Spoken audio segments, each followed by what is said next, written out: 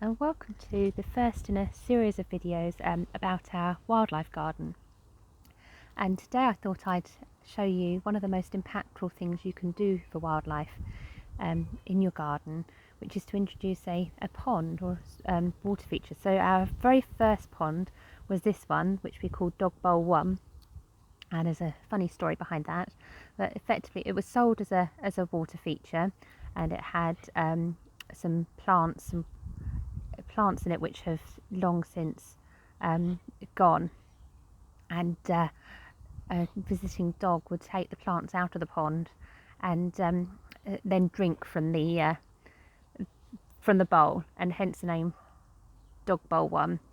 But it's just to demonstrate that you really don't need to have a huge amount of space, and this is relatively child friendly. We were able to put this at the back, out of reach, so that literally we could just leave it for wildlife, and the frogs would come and lay their spawn, and we'd have tadpoles and then new frogs. So, and there are lots of teeny tiny creatures just swimming around in there, some Daphnia I think, and various others. So it is actually teeming with life, and obviously those organisms will be food for tadpoles and other sort of larger animals, so all really sort of important, and this is where the sort of big impacts come from. So you do tend to get things like mosquito larvae and things in ponds, but we have bats and hedgehogs, lots of birds and things, so it's all part of being a sort of whole thriving ecosystem where you've got lots of kind of food chains and habitats and all those things going on. So you're just really maybe starting something for nature to kind of take her course with. So this was the first pond we had, and as I say, it's really a great thing if you've got small children or a small garden space. You can literally use a washing up bowl, and so last year we did start with a washing up bowl to sort of establish a second pond, and I thought, well, do you know what, why not, let's go the whole hog and make a larger wildlife pond. So the washing up bowl became this pond, and it's got a couple of features. It's got something which is a little bit more like a kind of boggy area, so it's got lots of sort of plants and things in there, and then the larger pond. So we put down so we dug the hole, we put down some sand and then a liner, and it's important to make sure that the liner obviously covers the whole space, otherwise your water is just going to soak through. That needs to not have any rips or tears or gaps, otherwise your water will just soak back through into the soil. And then some stones sort of holding it all in place, and then it's got some oxygenating plants in it.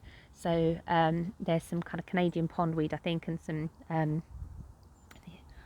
can't remember the name of it now, but yes, it's something along those lines. It's a common oxygenating pond plant, some water mint and some various other bits and pieces that I can't remember the name of, but you can see we've got actually lots of frog spawn as well in there.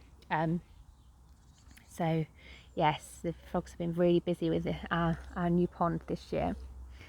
Some of the first visitors we noticed actually were, apart from the very tiny organisms that live in the pond, and some of the first visitors were hoverflies.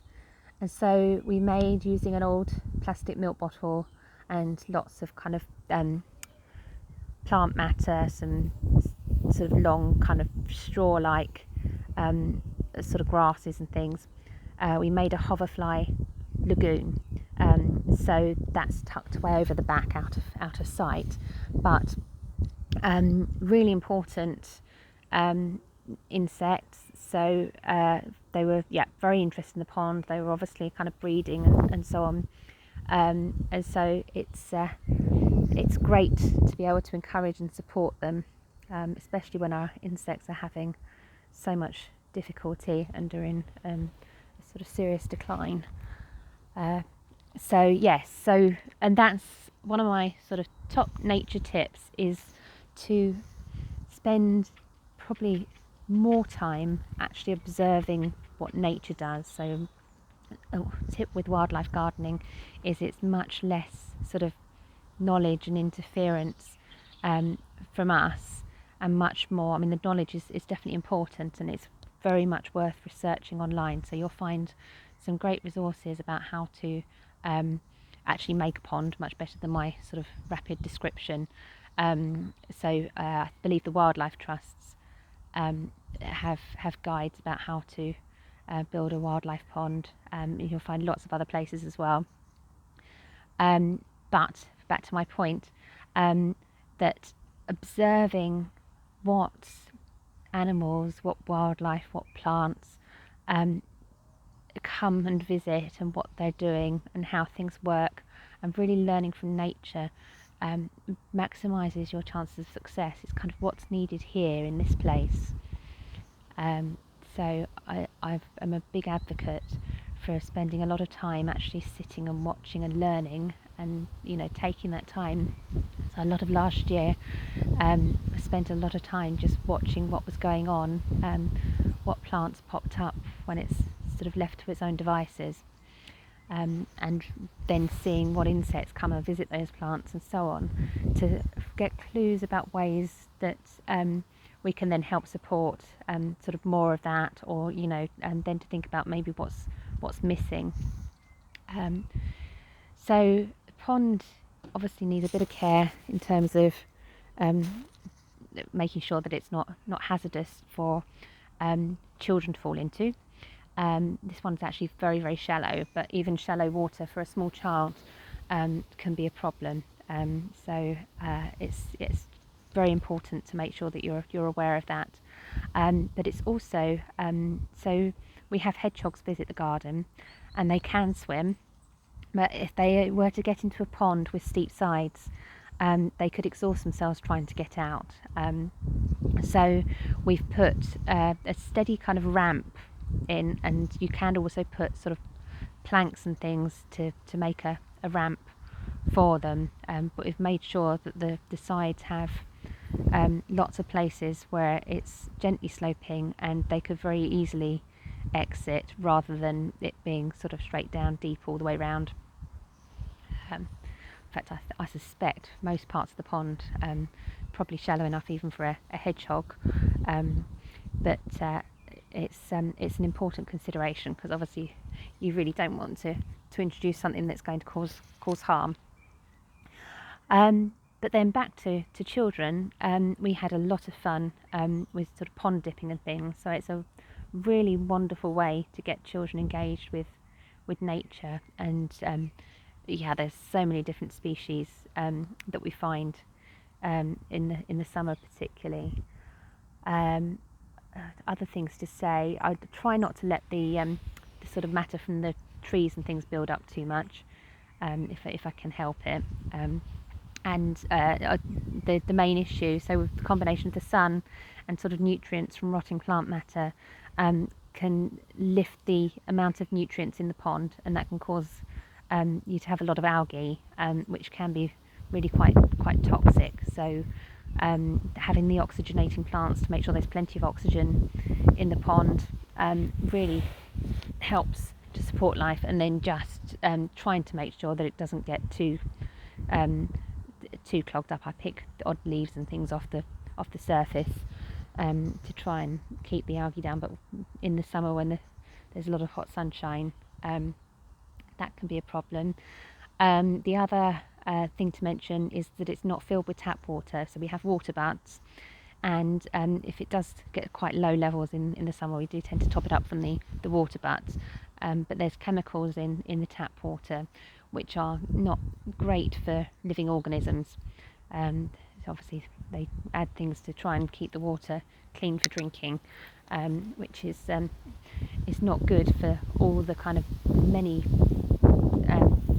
forms of life that you find in ponds, including the sort of natural microorganisms which they try to keep out of your tap water and drinking water. So yes, that's probably all that I can say on that. But do go online. There are lots and lots of great expert resources and things about how to get the most out of your pond and for it to support lots of life.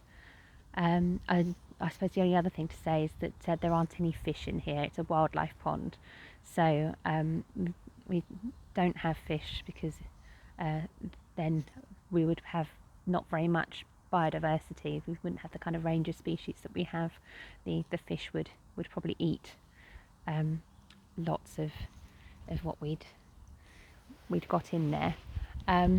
With the tadpoles, they do reckon that you can feed them with I believe it's spinach, but again that's worth looking at online. But and the tadpoles, obviously, for if you can safely have older children, they get to see the whole life cycle. We've obviously gone from the excitement of seeing the frog spawn arriving, and now they've gone from little black dots to starting to wriggle in the little eggs, and then obviously as they hatch out into tadpoles and then froglets, and then the excitement of seeing the frogs in the garden as well. Yes, it's a lovely thing to have if you can.